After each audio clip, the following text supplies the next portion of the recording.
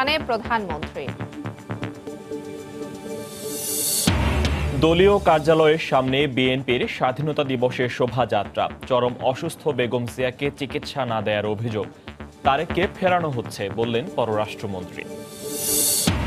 আবরার নিহতের ৮ দিনের কারণ উদ্ঘাটন, বাস চালাচ্ছিল কন্ডাক্টর। এর আগে গুলশানে আরেক ছাত্রীকে চাপা দিয়ে পালায় চালক। মধ্যপ্রাচ্যে মাদক পাচারে ব্যবহৃত হচ্ছে চট্টগ্রাম শাহ আমানত বিমানবন্দর। জনশক্তি রফতানিতে ভোগান্তির শঙ্কা, ইন্টারপোলের সহায়তা চায় পুলিশ। এবং স্বাধীনতা দিবসের অনুষ্ঠানে আমন্ত্রণ না পেয়ে প্রতিবাদ করায় বরিশাল বিশ্ববিদ্যালয়ের শিক্ষার্থীদের ওপর চড়াও উপাচার্য। ৫ দফা দাবিতে ক্লাস পরীক্ষা বর্জন। রাজাকারের বাচ্চা আমাদেরকে কেন বলা হলো, এই কথা তার উইথড্র করতে হবে, তাকে ক্ষমা চাইতে হবে। গালির প্রতিবাদে আমরা আজকে অবস্থান কর্মসূচি করছি।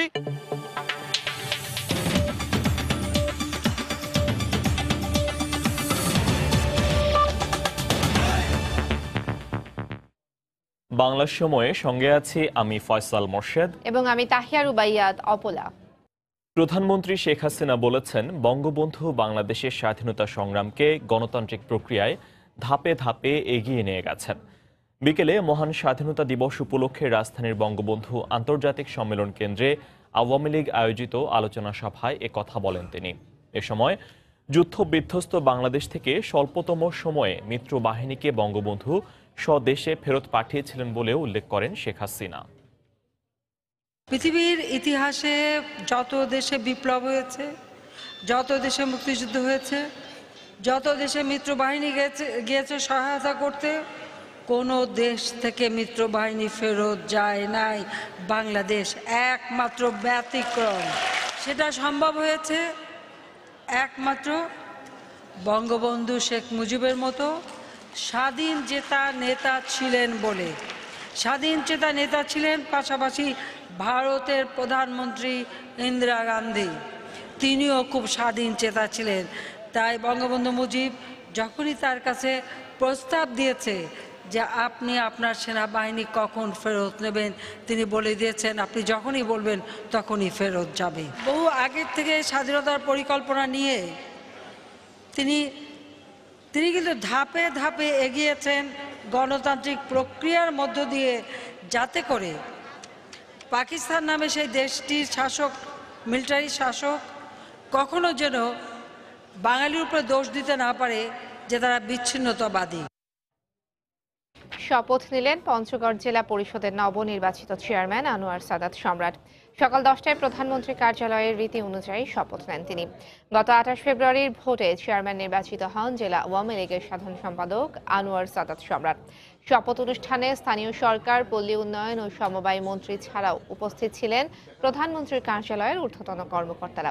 পরে শান্তিনগর থেকে ঢাকা মাওয়া রোড ফ্লাইওভার শীর্ষক প্রকল্পের লেআউট এবং পতেঙ্গা সি বিচ ট্যুরিজম প্রকল্প সংক্রান্ত উপস্থাপনা নিয়ে বৈঠক করেন প্রধানমন্ত্রী।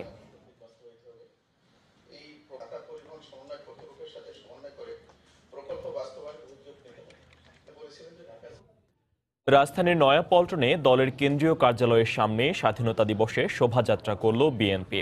এর আগে সকালে সংবাদ সম্মেলনে মির্জা ফখরুল ইসলাম আলমগীর অভিযোগ করে বলেন, চরম অসুস্থ বেগম জিয়াকে কোনো রকম চিকিৎসা দেয়া হচ্ছে না। দলের কেন্দ্রীয় কার্যালয়ের সামনে থেকে শুরু হয় বিএনপির স্বাধীনতা দিবসের শোভাযাত্রা। অংশ নেন মহাসচিব মির্জা ফখরুল ইসলাম আলমগীর, স্থায়ী কমিটির সদস্য খন্দকার মোশাররফ হোসেন সহ দলের বিভিন্ন পর্যায়ের নেতাকর্মীরা।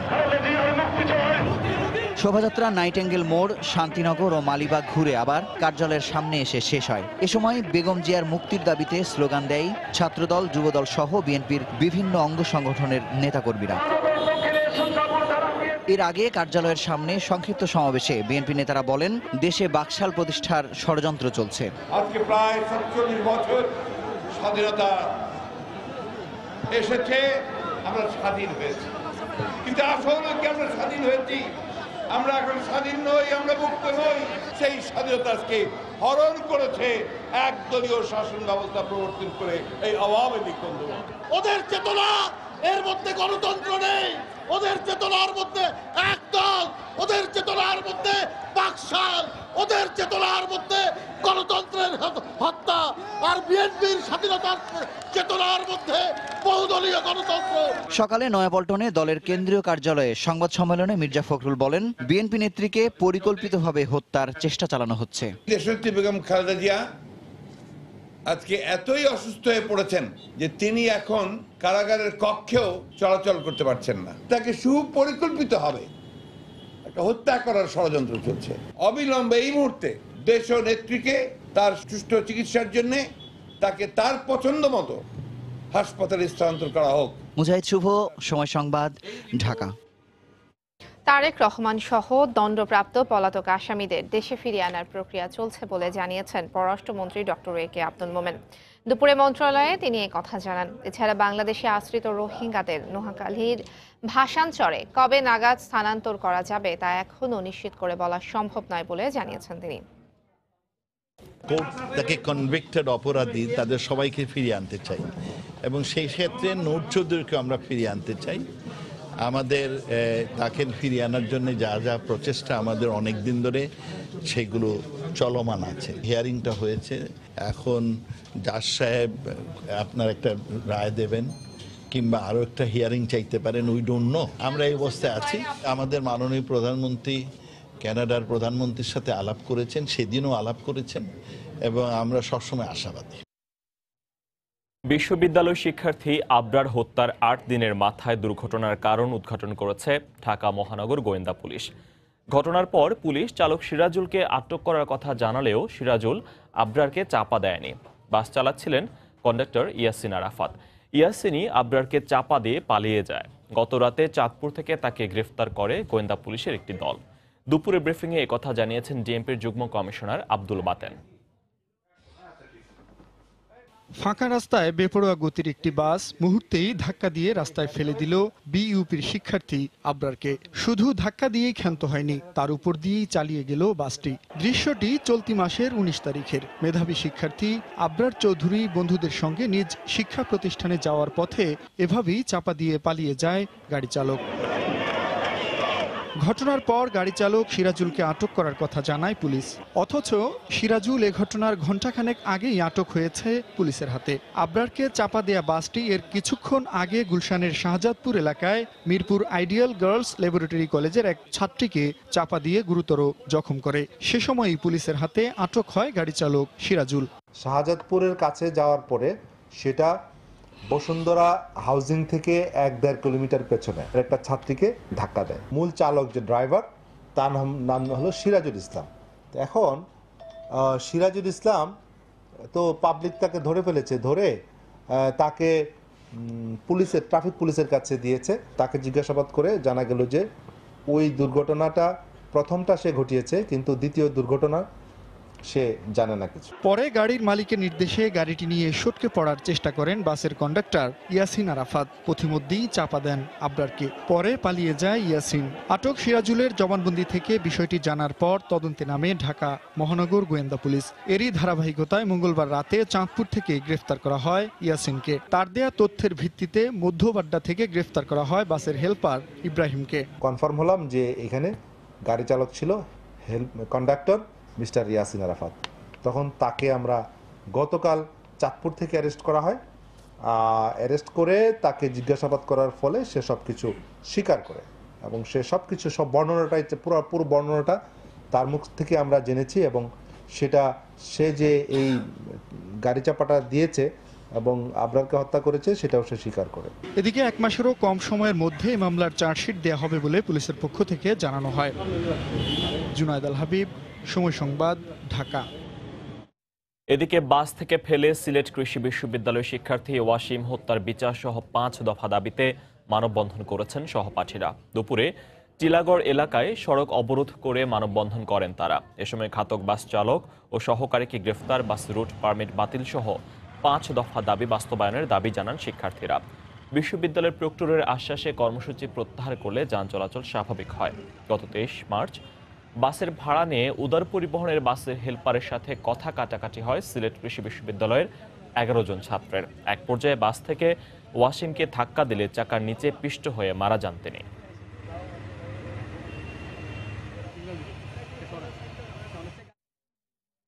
বাংলার সময় আরো থাকছে। নিউজিল্যান্ডের ক্রাইস্টচার্চে মসজিদে হামলায় নিহত ওমর ফারুক ও জাকারিয়া ভূঁইয়ার দাফন সম্পন্ন। আজ দেশে আসবে মোজাম্মেলের লাশ।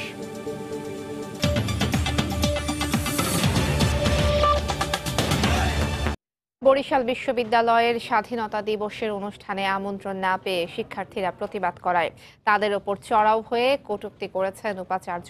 এর প্রতিবাদে তার বক্তব্য প্রত্যাহার সহ 10 দফা দাবিতে ক্লাস পরীক্ষা বর্জন করে অবস্থান কর্মসূচি পালন করছেন শিক্ষার্থীরা। এদিকে উপাচার্যের দাবি ছাত্রছাত্রীদের নয়, স্বাধীনতা বিরোধীদের উদ্দেশ্যে তিনি এ বক্তব্য দিয়েছেন।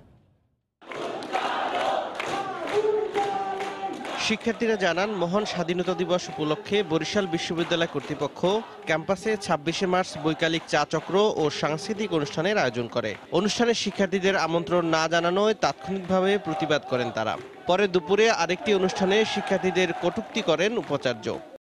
প্রতিবাদে বক্তব্য প্রত্যাহার সহ 10 দফা দাবিতে ক্লাস পরীক্ষা বর্জন করে আন্দোলন করছেন শিক্ষার্থীরা। রাজাকারের বাচ্চা আমাদেরকে কেন বলা হলো, এই কথা তার উইথড্র করতে হবে, তাকে ক্ষমা চাইতে হবে। অন্যান্য জাতীয় দিবসগুলোতে আমরা যাতে সকল শিক্ষার্থীরা স্বাধীনভাবে এখানে পার্টিসিপেট করতে পারি। দেশীয় চেতনায় স্যার উদযাপন করবেন, তা না করে তারা গার্ডেন পার্টির আয়োজন করেন, সেখানে স্টুডেন্টদের ইভেন ঢুকতেও দেন না। সম্মিলিত প্রোগ্রাম করবে যাতে শিক্ষার্থীদের মাঝে মুক্তির চেতনা ছড়িয়ে যায়। সমস্যা সমাধানে শিক্ষার্থীদের সাথে আলোচনার চেষ্টা চলছে বলে জানালেন প্রক্টর। সমাধানের উপায় যে এটা তো একটা আলোচনার বিষয়, আমরা তাদের কাছ থেকে লিখিত দাবি দেওয়া পেলে আমরা তখন আমাদের বিশ্ববিদ্যালয় প্রশাসনের সাথে কথা বলবো। আমরা মনে করি যে এটা অবশ্যই তখন আলোচনার মধ্য দিয়ে হয়তো একটা সমাধান হবে। এদিকে শিক্ষার্থীদের নয়, বরং স্বাধীনতা বিরোধীদের উদ্দেশ্যেই এই বক্তব্য বলে দাবি উপাচার্যের। স্বাধীনতা দিবসের অনুষ্ঠান যারা বাধাগ্রস্ত করে তাদের স্বাধীনতার পক্ষের শক্তি বলবো নাকি তাদের রাজাকারের পক্ষের শক্তি বলবো, এটাই আমি বলেছি। ঢালাওভাবে সাধারণ শিক্ষার্থীদের কেন বলবো? আমার বিশ্ববিদ্যালয়ে একটি চক্র আছে যারা স্বাধীনতা বিরোধী, তারা কখনোই স্বাধীনতার পক্ষের কোনো কার্যক্রমকে সহায়তা তো করেই না, এগুলোকে বাধাগ্রস্ত করে। দ্রুত বক্তব্য প্রত্যাহার করা না হলে আরও কঠোর আন্দোলনের হুঁশিয়ারি দিয়েছেন আন্দোলনকারী শিক্ষার্থীরা। সময় সংবাদ, বরিশাল। বরিশাল বিশ্ববিদ্যালয় থেকে বিস্তারিত জানাতে আমাদের সাথে এই মুহূর্তে সরাসরি যোগ দিচ্ছেন সহকর্মী ফিরদাউস সোহাগ। অপল, আপনাকে ধন্যবাদ। শিক্ষার্থীদের আন্দোলন কিন্তু এখনো চলছে। কিছুক্ষণ আগে আমরা কথা বলেছিলাম বরিশাল বিশ্ববিদ্যালয়ের ভিসির সঙ্গে। তিনি বিকেলের ফ্লাইটে ঢাকায় পৌঁছেছেন, কিছুক্ষণ আগেই তিনি পৌঁছেছেন। নতুন একটা তথ্য জানিয়ে রাখি যে শিক্ষার্থীদের আন্দোলনের নতুন একটা মাত্রা যুক্ত হয়েছে। সেটি হচ্ছে যে ভিসির সঙ্গে কথা বলে প্রক্টর শিক্ষার্থীদের সঙ্গে কথা বলতে এসেছিলেন, তখন শিক্ষার্থীদের সঙ্গে তার বাদানুবাদ হয়। একটা পর্যায়ে প্রক্টর সহ 40 জন শিক্ষক কিন্তু এই মুহূর্তে অবরুদ্ধ রয়েছে বরিশাল বিশ্ববিদ্যালয়ের একাডেমিক ভবনের ভেতরে।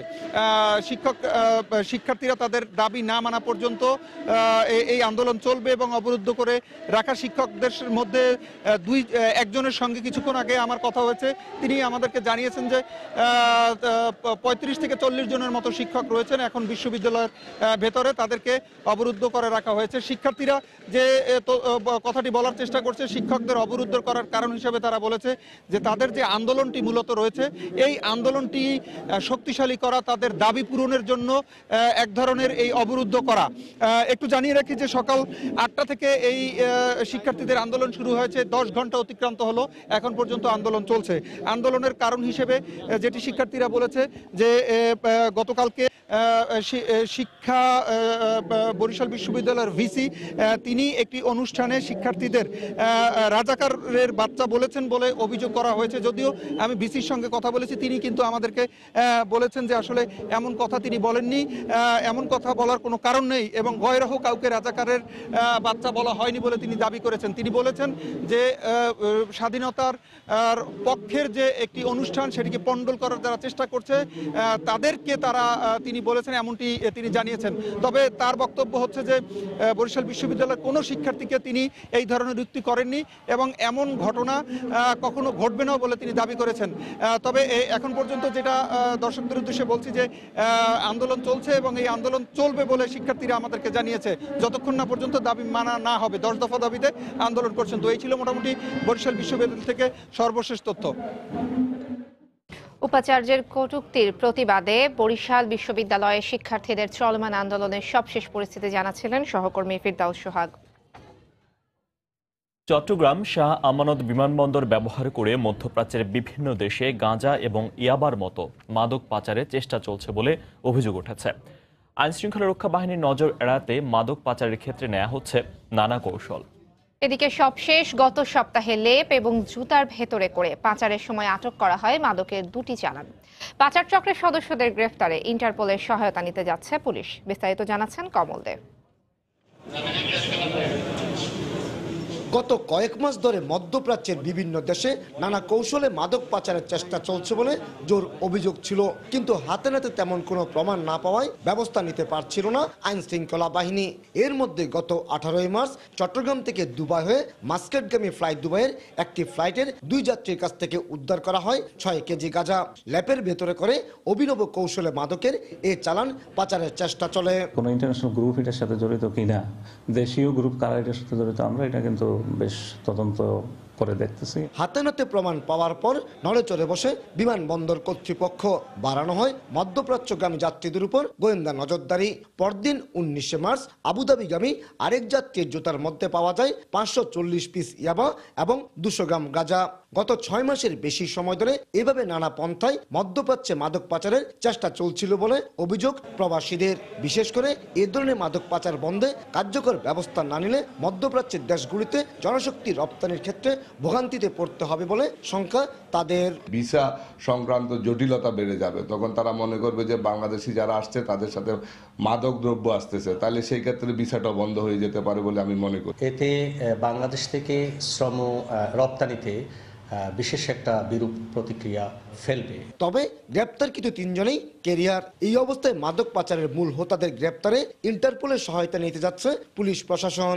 কারা পাঠাচ্ছে এই মাদকদ্রব্যগুলি এবং ওই প্রান্তে ওমানে অথবা আরব আমিরাতে কারা এটা রিসিভ করছে, মূল যে কেন্দ্র থেকে পাঠানো হয়েছে তাদেরকে ধরা এবং যারা রিসিভ করার কথা ওমানে বা আবুধাবিতে তাদেরকে চিহ্নিত করা। চালান দুটি আটকের ঘটনায় নগরীর পতেঙ্গা থানায় পৃথক 2টি মামলা দায়ের করা হয়েছে। মামলার তদন্ত করছে সিএমপির গোয়েন্দা বিভাগ। কমল দে, সময় সংবাদ, চট্টগ্রাম। বিএনপি অন্ধ বলে সরকারের উন্নয়ন দেখতে পায় না বলে মন্তব্য করেছেন ব্রাহ্মণবাড়িয়া 3 আসনের সংসদ সদস্য আম ওবায়দুল মুক্তাদির চৌধুরী।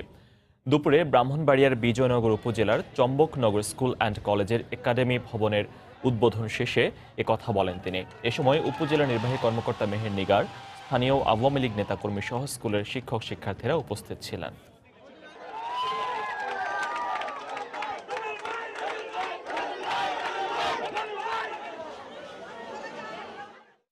যারা অস্তিত্বহীন তারা অন্য কারো অস্তিত্ব দেখতে পায় না। বিএনপি হলো অন্ধ চোখের মালিক।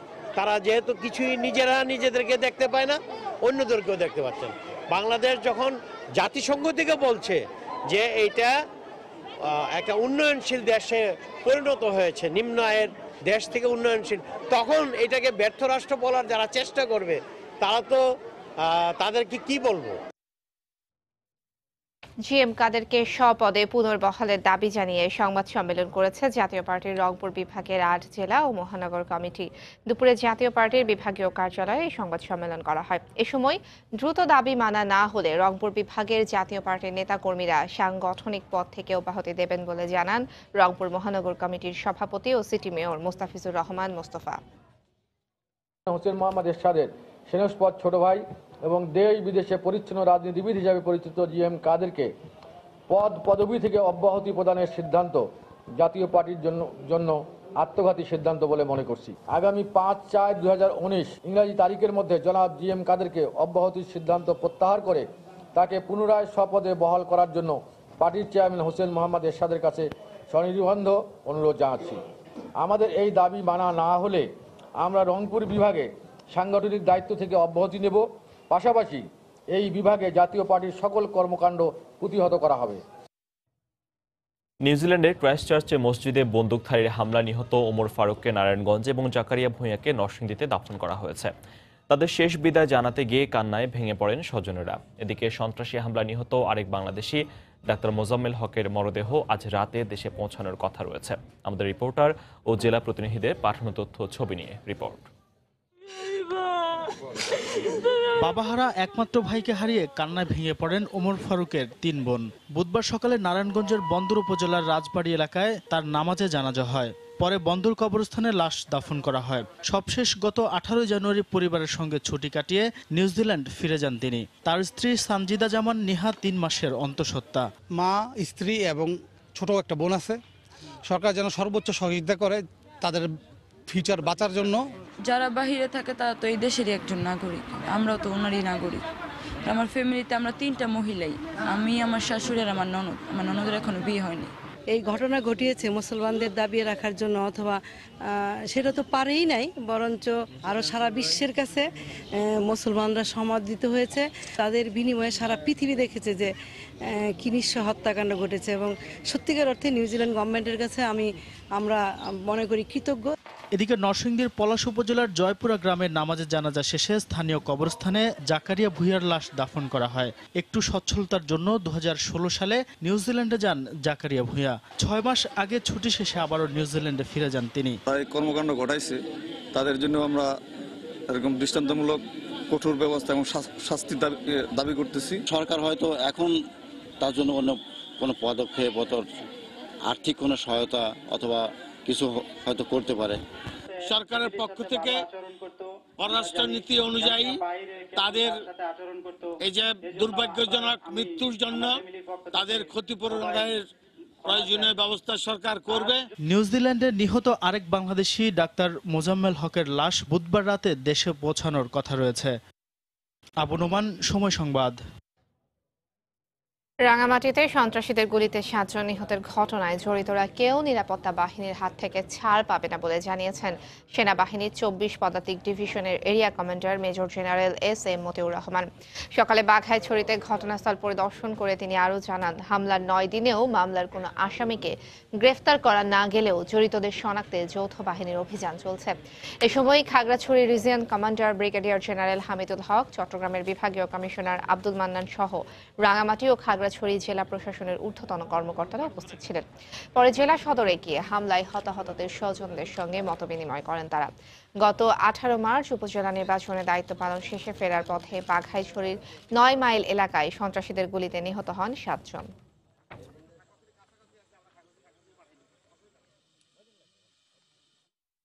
সন্ত্রাসীদেরকে এই এলাকা থেকে বিতাড়িত করা, এবং আমরা যদি তাদেরকে জীবিত ধরতে পারতাম নিশ্চয়ই ধরতাম। যারা সন্ত্রাসী তারা কিন্তু নির্বিচারে মানুষ হত্যা করে, আমরা তো নির্বিচারে মানুষ মারতে পারি না।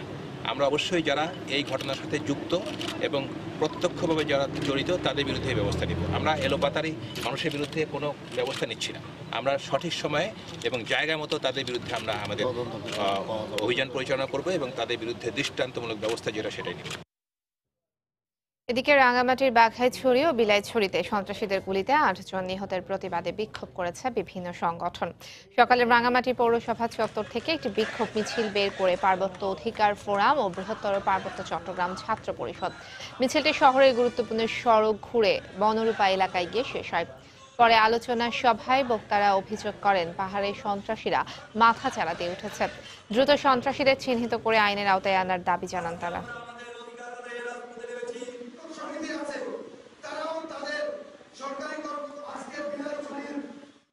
বাংলার সময়ে আরো থাকছে।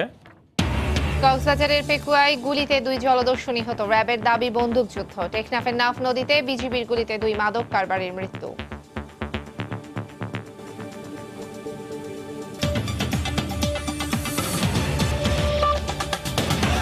BIWTA নদীমুক্ত করার অভিযান আজ রূপ নেয় মাছ ধরার উৎসবে। তুরাগপাড়ে সাভারের কাউন্দিয়ায় খালমুক্ত করার পর অবৈধ দখলদারদের মাছের ক্ষের ভেঙে দেয়া হয়। এ সময় স্থানীয় শত শত মানুষ চাষের মাছ ধরায় ব্যস্ত হয়ে পড়েন। এ যেন মাছ ধরার প্রতিযোগিতা। জাল, ট্যাটা কিংবা পলো দিয়ে যে যেভাবে পারছেন ধরছেন মাছ। অনেকে নেমে পড়েছেন হাঁড়ি পাতিল নিয়েই। যারা কিছুই জোগাড় করতে পারেননি তারা খালি হাতেই মাছ ধরা শুরু করেছেন। ঢাকার চারপাশের নদী দখলমুক্ত করার চলমান অভিযানের অংশ হিসেবে বুধবার সাভারের কাউন দিয়ে একটি খাল উদ্ধার করে বিএডব্লিউটিএ। অবৈধ বাঁধ কেটে দিয়ে নদীর সঙ্গে জুড়ে দেয় মুক্ত হয় চাষের মাছও। মূলত সে মাছই ধরছেন স্থানীয়রা। এখানে অভিযানে বান ভেঙে দিচ্ছে, মাছ চলে যেতেছে, তার জন্য মাছ ধরে এখন খাওয়া দাওয়া করতেছি। কি করুম, নদীতে ফেলাই দেবো? এরকম পরিবেশে ঢাকা শহরে মাছ পাওয়া যায় না। আজকে মাছ পাইলাম, খুব খুশি লাগতেছে। বৃষ্টির মধ্যেও সে সুযোগ হাতছাড়া করেননি নারী পুরুষ কেউই। বান কাটি দিছে, ওই পানির লাগাইছে আর কি। সিলভার কাপ পাজি, তেলাপিয়া পাজি, একটা শোল মাছ পাজি, একটা ইটের মাছ পাজি। দেশের দোষী বহুত, ঢাকায় প্রথম। অনেক মানুষ, এত মানুষ একলা মাছ ধরে নেই কোনো সময়। চলমান নদী দখল মুক্ত করার উচ্ছেদ অভিযান বুধবার এসে তা মাছ ধরার উৎসবে পরিণত হয়। যদিও বিএডব্লিউটিএ বলছে এসব মাছ ধরা উৎসব করা তাদের প্রধান লক্ষ্য নয়। তারা বলছেন ভবিষ্যতেও নদী দখল করা এমন কোনো খাল কিংবা পুকুর সামনে পড়লে তাও পুরোপুরি অপসারণ করা হবে। এটা একটা প্রাকৃতিক জলাভূমি, এটা খাল, তার কিছু দূরেই আপনি দেখতে পাচ্ছেন যে ব্রিজ, এই ব্রিজ দিয়ে কিন্তু অনেক দূর পর্যন্ত খালটা চলে গেছে, কিন্তু এখানে ব্যারিয়ার সৃষ্টি করা হয়েছিল। এই মৎস্য চাষের পরবর্তী পদক্ষেপ হলো পরবর্তী তারা কিন্তু এটাকে ভরাট করে আবাসন করে তুলতো। আমরা পর্যায়ক্রমে প্রত্যেকটা খালের মুখ আপনার কিন্তু অপসারণ করে দিব। পরে তুরাগের কাউন্দি অংশে গড়ে তোলা বেশ কয়েকটি বহুতল ভবন গুড়িয়ে দেয় বিএডব্লিউটিএ। মাহমুদ রাকিব, সময় সংবাদ, সাভার, ঢাকা। এদিকে অবৈধ দখলদার ও দূষণের কারণে নেত্রকোনার প্রমত্তা মগরা নদী শুকিয়ে খালে পরিণত হয়েছে। স্থানীয়রা নদী দখল ও দূষণমুক্ত করতে বারবার আন্দোলন করলেও টনক নড়েনি কোনো পক্ষের। সমস্যার সমাধানে উদ্যোগ নেওয়ার আশ্বাস দিয়েছেন জেলা প্রশাসক। নেত্রকোনা প্রতিনিধি আলপনা বেগমের তথ্য ও ছবি নিয়ে রিপোর্ট। কালের আবর্তে শুকিয়ে নিশ্চিহ্ন হতে বসেছে নেত্রকোনার প্রমত্তা মগরা নদী। অবৈধ দখলদারদের দৌরাত্মে ভরাট হয়ে অস্তিত্ব হারাতে বসেছে নদীটি। সেই সাথে পৌরসভার বাড়িঘর ও ব্যবসা প্রতিষ্ঠানের সকল ময়লা আবর্জনা নদীতে ফেলায় নদী ভরাট হয়ে পানি প্রবাহ বন্ধ হয়ে গেছে।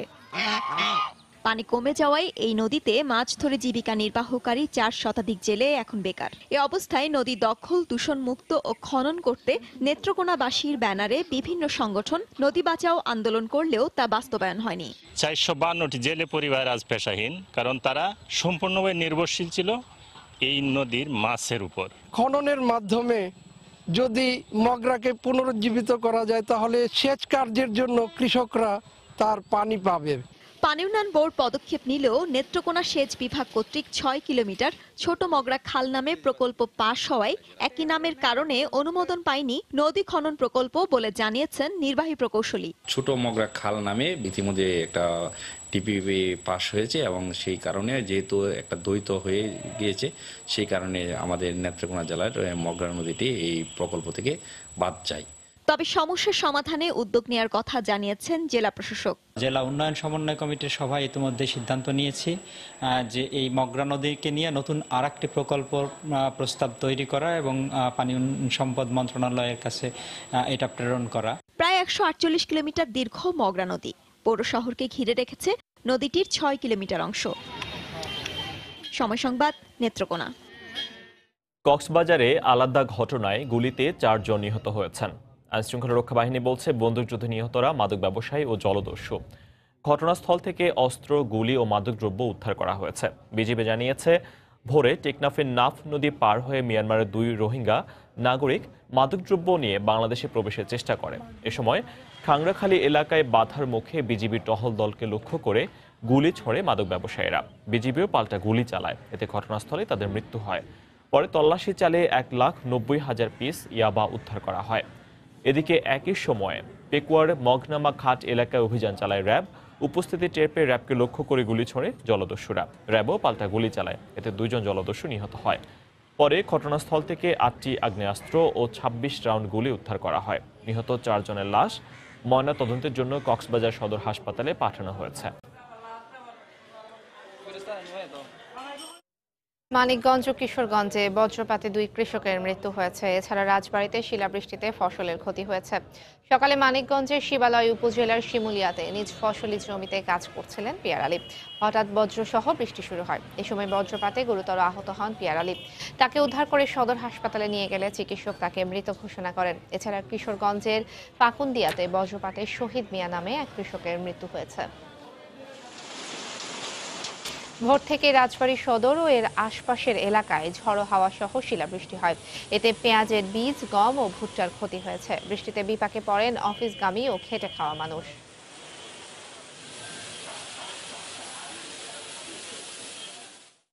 ঠাকুরগাঁওয়ে জমি নিয়ে বিরোধের জেরে প্রতিপক্ষের হামলায় একজন নিহত হয়েছেন। এ ঘটনায় আটক করা হয়েছে 2 জনকে। সকালে সদর উপজেলার রহিমানপুর এলাকায় এই ঘটনা ঘটে। পুলিশ জানিয়েছে, দীর্ঘদিন ধরে জমি নিয়ে ওই এলাকার মুক্তাদুর রহমানের সঙ্গে প্রতিবেশী পারুল বেগমের বিরোধ চলছিল। সকালে পারুল বেগম বিরোধপূর্ণ জমিতে বাড়ি নির্মাণ করতে গেলে মুক্তাদুর রহমান তাতে বাধা দেয়। এ সময় পারুলের লোকজন মুক্তাদুরকে বেধড়ক মারধর করে বলে অভিযোগ করেন স্থানীয়রা। তাকে গুরুতর আহত অবস্থায় উদ্ধার করে সদর হাসপাতালে নিলে মৃত ঘোষণা করেন চিকিৎসক। এই ঘটনায় অভিযুক্ত পারুল বেগম সহ 2 জনকে আটক করেছে পুলিশ।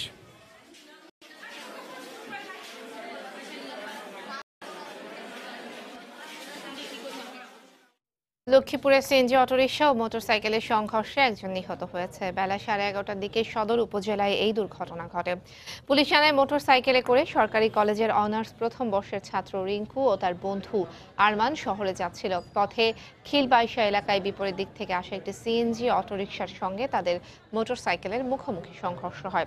তাৎক্ষণিকভাবে উদ্ধার করে 2 জনকে সদর হাসপাতালে নেওয়ার পর রিঙ্কুকে মৃত ঘোষণা করেন চিকিৎসক। আহত কলেজ ছাত্র আরমানকে সদর হাসপাতালে ভর্তি করা হয়েছে।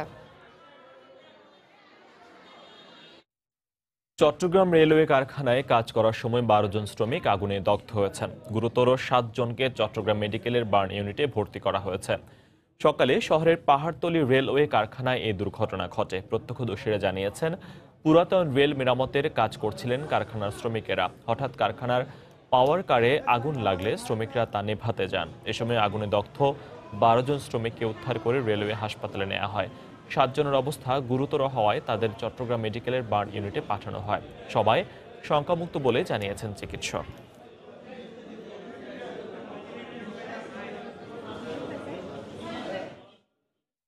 সুনামগঞ্জে হাওর বাঁচাও সুনামগঞ্জ বাঁচাও আন্দোলনের নেতা হত্যা মামলার আরেক আসামিকে গ্রেফতার করেছে পুলিশ। গতরাতে সদর উপজেলায় অভিযান চালিয়ে তাকে গ্রেফতার করা হয়। দুপুরে পুলিশ সুপারের কার্যালয়ে আয়োজিত সংবাদ সম্মেলনে পুলিশ সুপার বরকতুল্লাহ খান জানান, মোবাইল ট্র্যাকিং এর মাধ্যমে শ্রাবণ মিয়ার অবস্থান চিহ্নিত করা হয়। শহরের ব্রাহ্মণগাঁও এলাকায় অভিযান চালিয়ে তাকে গ্রেফতার করা হয়। প্রাথমিক জিজ্ঞাসাবাদে আজাদ মিয়া হত্যাকাণ্ডে জড়িত থাকার কথা স্বীকার করে সে। গত 14 মার্চ রাতে শহরের পিটিআই এলাকায় হাওর বাঁচাও সুনামগঞ্জ বাঁচাও আন্দোলনের নেতা আজাদ মিয়াকে লোহার পাইপ দিয়ে পিটিয়ে আঘাত করে পালিয়ে যায় দুর্বৃত্তরা। পরে সিলেটের একটি বেসরকারি ক্লিনিকে চিকিৎসাধীন অবস্থায় তার মৃত্যু হয়। এই ঘটনায় সদর থানায় 6 জনের বিরুদ্ধে হত্যা মামলা করেন নিহতের ভাই।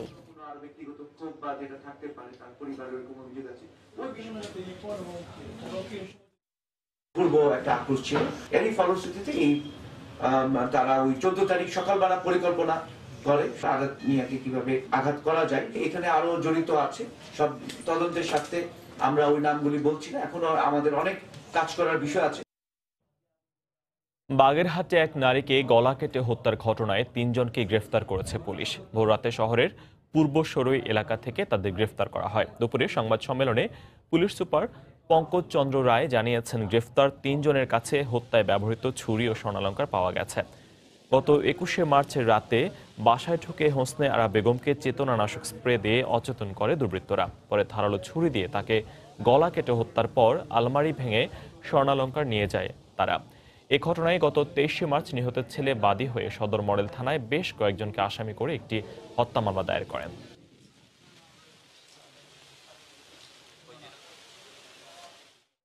সুনামগঞ্জে ইউনিয়ন আওয়ামী লীগ নেতা জয়নাল আহমেদ হত্যা মামলার আসামিদের গ্রেফতারের দাবিতে বিক্ষোভ মিছিল ও মানববন্ধন করেছেন এলাকাবাসী।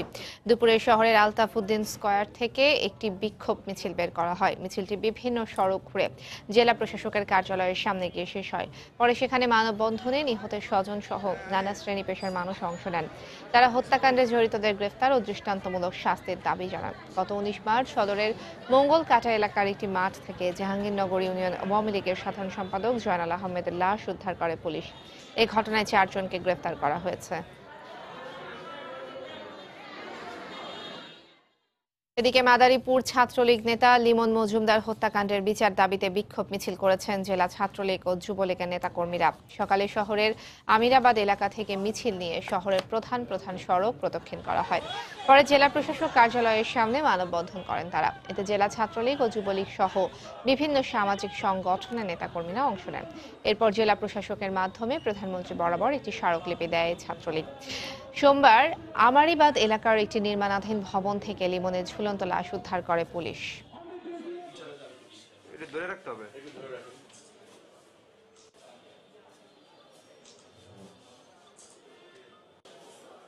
গোপালগঞ্জে জাতির পিতার সমাধিতে ফুল দিয়ে শ্রদ্ধা জানিয়েছেন কোটালীপাড়া উপজেলার নবনির্বাচিত চেয়ারম্যান ও আওয়ামী লীগের নেতাকর্মীরা। দুপুরে টুঙ্গিপাড়ায় যান নবনির্বাচিত চেয়ারম্যান বিমল কৃষ্ণ বিশ্বাস, ভাইস চেয়ারম্যান আব্দুল খালেক হাওলাদার ও মহিলা ভাইস চেয়ারম্যান লক্ষ্মী রানী সরকার। সেখানে বঙ্গবন্ধু শেখ মুজিবুর রহমানের সমাধিতে ফুল দিয়ে শ্রদ্ধা জানান তারা। এরপর বঙ্গবন্ধু ও তার পরিবারের নিহত সদস্যদের আত্মার মাগফিরাত কামনা করে বিশেষ দোয়া করা হয়। এতে আওয়ামী লীগ ও অঙ্গ সংগঠনের শতাধিক নেতাকর্মী অংশ নেন।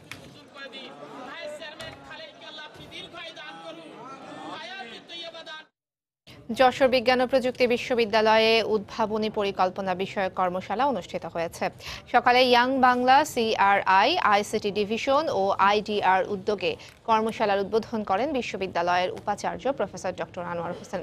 কর্মশালায় বিভিন্ন শিক্ষা প্রতিষ্ঠানের 2 শতাধিক শিক্ষার্থী অংশ নেন। এদের মধ্যে সেরা 3 উদ্ভাবনী পরিকল্পনাকারী ঢাকার সাভারে 4 দিনের বুট ক্যাম্পে অংশগ্রহণের সুযোগ পেয়েছেন। সেখানে নির্বাচিত সেরা 10টি দলকে 10 লাখ টাকা করে পুরস্কার দেওয়া হবে।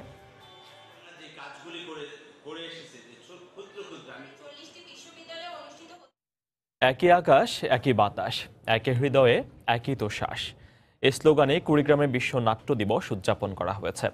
সকালে শহরের কলেজ মোড় এলাকা থেকে একটি বর্ণাঢ্য শোভাযাত্রা বের হয়ে নতুন টাউন হল চত্বরে গিয়ে শেষ হয়।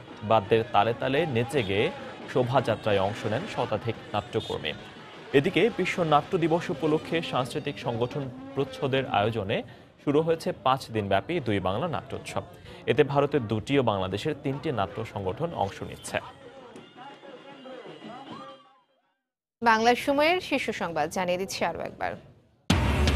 বাকশাল 9 জিয়াউর রহমানের সামরিক শাসনই গণতন্ত্রকে ধ্বংস করেছে, আওয়ামী লীগের স্বাধীনতা দিবসের অনুষ্ঠানে প্রধানমন্ত্রী। দলীয় কার্যালয়ের সামনে বিএনপির স্বাধীনতা দিবসে শোভাযাত্রা। চরম অসুস্থ বেগম জিয়াকে চিকিৎসা না দেওয়ার অভিযোগ মির্জা ফখরুলের। আবরার নিহতের 8 দিনের কারণ উদ্ঘাটন। বাস চালাচ্ছিল কন্ডাক্টর। এর আগে গুলশানে আরেক ছাত্রীকে চাপা দিয়ে পালায় চালক। মধ্যপ্রাচ্যে মাদক পাচারে ব্যবহৃত হচ্ছে চট্টগ্রাম শাহ আমানত বিমানবন্দর। জনশক্তি রফতানিতে ভোগান্তির শঙ্কা। ইন্টারপোলে সহায়তা চায় পুলিশ। এবং স্বাধীনতা দিবসের অনুষ্ঠানে আমন্ত্রণ না পেয়ে প্রতিবাদ করায় বরিশাল বিশ্ববিদ্যালয়ের শিক্ষার্থীদের উপর চড়াও উপাচার্য। 5 দফা দাবিতে ক্লাস পরীক্ষা বর্জন। রাজাকারের বাচ্চা আমাদেরকে কেন বলা হলো এই কথা তার উইথড্র করতে হবে, তাকে ক্ষমা চাইতে হবে। গালির প্রতিবাদে আমরা আজকে অবস্থান কর্মসূচি করছি। এই ছিল বাংলার সময়। যে কোনো খবর পেতে ভিজিট করুন সময়নিউজ.tv। আপনার মোবাইলে সময় সংবাদ দেখতে ও সকল খবর পেতে ডাউনলোড করুন সময় অ্যাপ। সঙ্গে থাকুন সময়।